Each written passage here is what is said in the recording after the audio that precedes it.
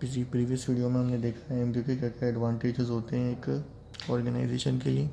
अब हम देखेंगे कि एमबीओ के क्या क्या एडवांटेजेस होते हैं किसी भी हायर मैनेजर के लिए। तो पहला क्या है, easy in evaluating the performance of subordinate. अब एमबीओ के थ्रू क्या करते हैं, हम किसी भी एम्प्लॉयज़ के परफॉर्मेंस को इवेल्युएट करना आसान हो जाता है। अगर वर्क पहले तो हम क्या करते थे कि जो भी टास्क करते थे, वो जो भी एक्टिविटीज़ या जो भी वर्क उनको असाइन करते थे वो ग्रुप में करते थे।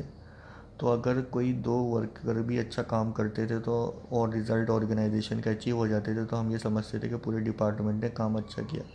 लेकिन एमबीओ के थ्रू क्या करते हैं, हम हर इंडिविजुअल्स या हर डिपार्टमेंट्स के गोल्स अलग अलग सेट कर देते हैं।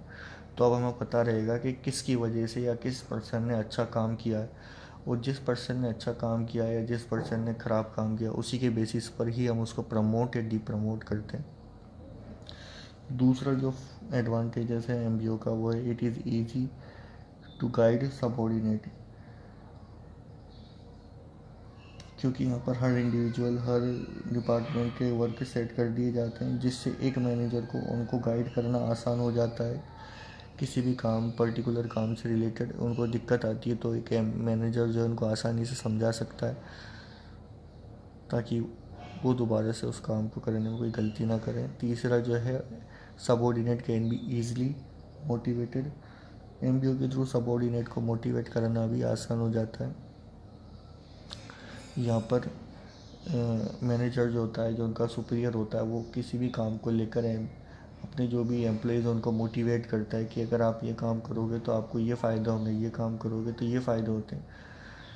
या जो भी काम करते दौरान उनको गलतियाँ आ रही है या कुछ परेशानी आ रही है, तो उन परेशानियों को दूर करने के लिए उनके पास एक सुपीरियर होता है। तो इसलिए अपने एक ऑर्गेनाइजेशन के एम्प्लॉयज़ एमबीओ के थ्रू हमेशा मोटिवेटेड रहते हैं, या एमबीओ के थ्रू उनको मोटिवेटेड करना आसान हो जाता है। उसके बाद helps in establishing coordinate relationship between workers and manager. जो एमबीओ जो है वो वर्कर्स और मैनेजर के बीच में रिलेशनशिप भी एस्टैब्लिश करने में मदद करता है। क्योंकि अगर वर्कर्स को कुछ भी परेशानी होती है तो उनके पास एक मैनेजर होता है जिसके पास जाकर वो अपनी इन परेशानियों को दूर कर सकते हैं, ताकि फ्यूचर में वो परेशानी उनको दोबारा से फेस ना करना पड़े। तो इसलिए एमबीओ जो है वो वर्कर्स और मैनेजर के बीच में एक अच्छा रिलेशनशिप भी एस्टैब्लिश करता है। अब तीसरा जो है वो है एडवांटेजेस टू सबऑर्डिनेट। अब सबऑर्डिनेट के लिए क्या क्या फ़ायदे हैं एमबीओ के। पहला जो है वो है enhance job satisfaction of employ. पहले मेहनत करने वालों को मेहनत जो है वो छुप जाती थी। अब एमबीओ की थ्रू पता चल जाता है कि कौन अच्छा वर्क कर रहा है और कौन नहीं, जिससे जो लोग अच्छा वर्क करते हैं उनको प्रमोट किया जाता है, जिससे वो अपने वर्क को लेकर सेटिस्फाई रहते हैं। पहले जैसा नहीं है, पहले तो जो भी ग्रुप काम करता था तो ये 2% भी अच्छा काम करते तो पूरा ग्रुप का वर्क अच्छा समझा जाता था।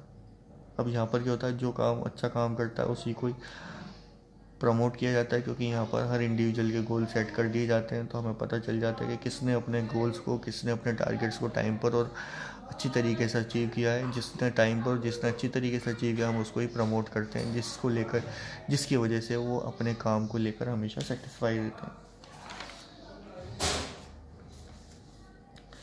दूसरा जो है the employees get knowledge of his work. अब एमबीओ के थ्रू हर डिपार्टमेंट हर इंडिविजुअल के हम गोल को सेट कर देते हैं, तो अब हर इंडिविजुअल हर डिपार्टमेंट्स को पता है कि उसको क्या क्या काम करना है, जिसकी वजह से वो किसी दूसरे डिपार्टमेंट दूसरे इंडिविजुअल्स के गोल्स के काम के अंदर दखल नहीं डालते। तीसरा क्या है, due to continuous interaction with a senior manager misconception do not arise. Misconception को यहाँ पर अपन कन्फ्यूजन भी कह सकते हैं। अब जो है एक वर्कर्स जिसको हमने टारगेट्स या जिसको अपने गोल सेट कर दिए, अगर वो क्या करता है कंटिन्यूसली बेसिस पर अपने सीनियर मैनेजर से कांटेक्ट करता रहता है कि उसका जो काम है वो जिस तरीके से उसको बताया उस तरीके से वो कर भी रहा है या नहीं कर, जिससे क्या होता है कि उसको अपने काम को लेकर जो भी कन्फ्यूजन है वो कन्फ्यूजन जो है दूर हो जाती है, क्योंकि वह कंटिन्यूस बेसिस पर अपने सीनियर मैनेजर के साथ कंसल्ट करता रहता है अपने वर्क को लेकर। लास्ट जो है वो है हमारा promote initiativeness and innovativeness. Innovative ideas. अब यहाँ पर इनिशिएटिव का मतलब क्या होता है? सब इनिशिएटिवनेस का मतलब होता है कि सब सजेशन सुनने या फिर सबसे सलाह करना, ये होता है इनिशिएटिवनेस का मतलब। और इनोवेटिव का मतलब क्या है?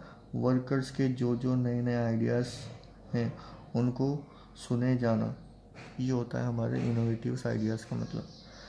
तो एमबीओ के थ्रू वर्कर्स का सेटिस्फेक्शन बढ़ाने के लिए उनको ऑर्गेनाइजेशन के डिसीजन मेकिंग में हिस्सा दिया जाता है और उनकी बात सुनी जाती है। अगर उनके डिसीजन या उनके आइडियाज़ जो हैं अगर अच्छे लगते हैं तो हम उसको हमारे ऑर्गेनाइजेशन के गोल में कंसिडर्ड भी करते हैं।